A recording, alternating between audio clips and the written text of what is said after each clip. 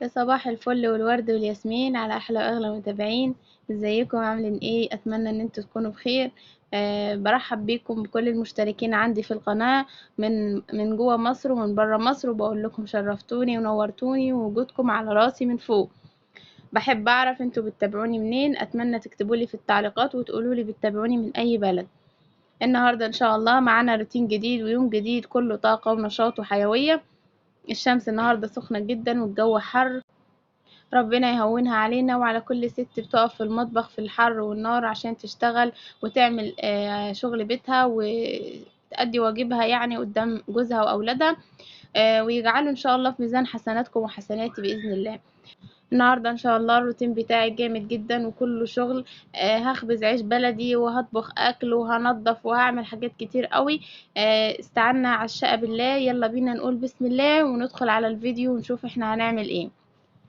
اول حاجه، اول ما صحيت من النوم فتحت الشبابيك وطلعت كده بصيت على الدنيا بره علشان نحس كده ان احنا بالنهار، يعني لان المحبوسين في الشقه دول لو ما طلعوش بره وما فتحوش الشبابيك هيحسوا نفسهم كانهم بالليل. فبعد كده دخلت على المطبخ علشان نفطر ونشوف يعني بعد كده هنعمل ايه. لقيت كام طبق او كام معون في الحوض، قلت اغسلهم كده بسرعه علشان يعني هبدا اعلق على الخبيز بتاعي. وما يبقاش فيه مواعين في الحوض تلخمني او تضايقني وكده. انا بقالي يومين او 3 مش بعمل اي حاجة، مكسلة ومتضايقة ونفسيتي تعبانة ومتعقدة كده ومليش نفسي اعمل اي شغل، معرفش ليه. مع اني يعني بحب اشتغل وبحب اعمل كل اللي ورايا في البيت، بس احيانا بيجي عليا وقت كده بحس ان انا متحطمة ومليش نفس. بس معلش بقى، نور قاعدة جنبي وعمالة تعمل دوشة. المهم دلوقتي انا بعمل العصيدة بتاعت الدقيق بتاعت العيش. هحط طبق من الدقيق صغير، ولو انتي كمان هتعملي كمية كبيرة يبقى هتكتري كمية العصيدة. وهحط عليها شوية من السكر وشوية من الملح بس كده. وهكون غالية مية على النار وهنزل بيها على الدقيق، وهفضل اقلب كويس جدا جدا لحد ما تنعم معايا وتبقى ما فيهاش اي كلاكيع ولا اي حاجة. لازم دي خطوة مهمة جدا في العيش، لو كلكعت معاكي هيفضل العيش كله مكلكع. فايدة العصيدة دي ايه؟ ان هي بتخلي العيش بتاعك طري وحلو، وفي نفس الوقت بتديله لون احمر، اول ما يدخل الفرن بيحمر كده من فوق ويبقى جميل. لكن انتي لو مش عاملة العصيدة هيبقى لونه ابيض مجير، وكمان هيبقى العيش ناشف. وبعد كده قبل ما اعجن العيش هجيب شوية شوية من المية الدافية واحط عليهم خميرة فورية على حسب برضو كمية العيش بتاعك اللي انت عاملاه. انا هحط كيس، يعني ده بيمكن بيعبي معلقة كبيرة، واحط عليه شوية بس صغيرين من السكر لان انا حاطة سكر في العيش في العجين، عشان بس التفاعل بتاع الخميرة. وهركنهم على جنب على بال ما اكون انا بدأت عجن، هيكون هي ايه بدأت تتفاعل. طبعا هشيل الخواتم من ايدي او اي حاجة لابساها وهدعك ايدي بالليفة كويس جدا، احنا اتعودنا على كده. امي عودتنا ان قبل ما نحط ايدينا في العجين، طبعا زمان ما كانش فيه جلفزات ولا اي حاجه، وفرضا ان انت دلوقتي ما عندكيش جلفزات ومش هتقدري تلبسي، يبقى قبل ما تحطي ايدك في العجين تقصي ضوافرك كويس جدا وتدعكي ايدك بالليفه، وتعقميها كويس لو فيها اي جلد ميت او فيها اي حاجه بتطلع، ولو لابسه خاتم او حاجه بتشيليه. ونبدأ بقى ايه نعجن على نظافه. انا فصلت الكاميرا وعجنت العجين كويس جدا ولحد ما بقى ملمسه ناعم معايا، وركنته على جنب وغسلت ايدي وطلعت بقى على البلكونة. وهبدأ ان انا افرد الردة على المقارص بتاعتي عشان هقطع عليها العيش. في ناس بتحب تقطع على الواح بتبقى كبيرة، وفي ناس بتقطع على المقارص عادي، اي حاجة هتنفع. انا عن نفسي في بيت اهلي كنت متعودة على الالواح الكبيرة، انما هنا لما جيت طبعا الشقة ضيقة وما تستحملش ألواح كبيرة، وإن أنا بخبز كمية عيش قليلة، فلقيت المقايس أسهل وأخف، وحتى لما أجي أشيلها يعني أسهل. زي ما انتوا شايفينها كده أنا حطاها في قفص صغير وحطاها في البلكونة. أنا عندي البلكونة بتاعتي واسعة ما شاء الله، يعني لفة على الشقة كلها كده. فبحط فيها أي حاجة بالنسبة لي كركبة، يعني عشان مفيش منفس، اللي هي اي حاجة عندي زيادة بطلعها فيها. وهي بتنفع. مع اني دايما اقول يا ريتهم ما عملوا بلكونه كبيره كده وكانوا ضافوها على الشقه احسن. يعني لما بلاقي الشقه بتاعتي ضيقه وعندي انا العفشه كبيره جدا فعامله لي ازمه. كل حاجه في بعضها، ما بعرفش انقل، ما بعرفش اوسع، ما بعرفش احط حاجه زياده.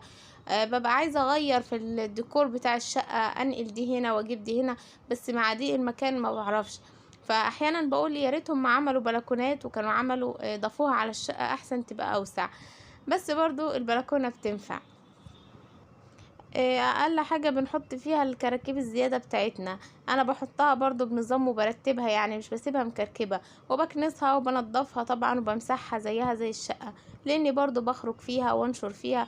فيعني حلوة برضو لما بيكون الجو هوا وكده وجميل، بنطلع نقعد شوية وقت المغربية بيبقى الجو حلو. اهي بتنفس علينا برضو شوية، بتورينا الدنيا، بتورينا الشارع، بتورينا نور ربنا، بدل ما احنا محبوسين كده في الشقة. اصل انا بيت اهلي ما شاء الله اللهم بارك واسع جدا، فتعودت على الوسع والاماكن المفتوحة وكده. لما جيت هنا لقيت الشقة بتاعتي ضيقة ومكتومة، وحاسه نفسي مخنوقه جدا، وخصوصا بعد ما جوزي سافر اول مره وسابني، ما بقيتش طايقه المكان، وعايزه اسيب الباب بتاع الشقه مفتوح، حاسه ان انا لو قفلته هتخنق.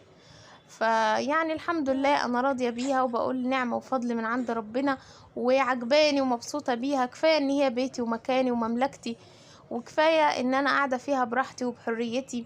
فبرضو يعني مبسوطه فيها الحمد لله، ومرتاحه ومنظمه وقتي ومنظمه شغلي وحاجتي. وعامة البيوت مش بالوسع ومش بالبراح ومش بالأماكن المفتوحة، البيت حلو بالدفى والمحبة والحنان، وحلو بالراحة النفسية وهدوان السر. يعني الحمد لله على كل حال، نعمة وفضل من عند ربنا. في غيرنا مش لاقي حتى أوضة يقعد فيها. ف يعني الواحد يحب بيته زي ما هو، يحب مكانه زي ما هو. هي يعني كفاية ان هو يبقى فيه مبسوط ومرتاح، مش مهم اي حاجة تانية. انت بيتك ممكن تخليه جنة بايدك، وممكن يكون واسع، وممكن يكون عندك فيلا، ممكن يكون عندك قصر، بس مش مرتاحة فيه، ومفيش اشخاص مريحينك فيه، وانت مش عارفة تنظمي وقتك فيه، ومتضايقة ومخنوقة. فكل ده مش هيبقى ليه اي لازمة قصاد سعادتك وراحتك النفسية.